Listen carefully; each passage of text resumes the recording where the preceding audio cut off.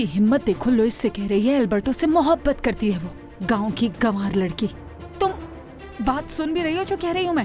Mom मुझे नहीं पता आप उसको इतनी अहमियत क्यों दे रही हैं। अल्बर्टो बस उसके साथ टाइम पास कर रहा है और कुछ भी नहीं है ऐसा। वो अंधी लड़की अब मसाइल पैदा कर रही है तुम दोनों के लिए।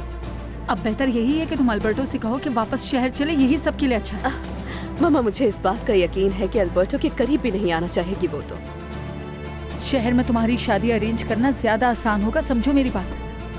और वैसे भी जैसे कि मैंने तुमसे वादा किया था कि तुम्हारी पसंद की जगह बुक कराऊंगी, ऐसा ही होगा।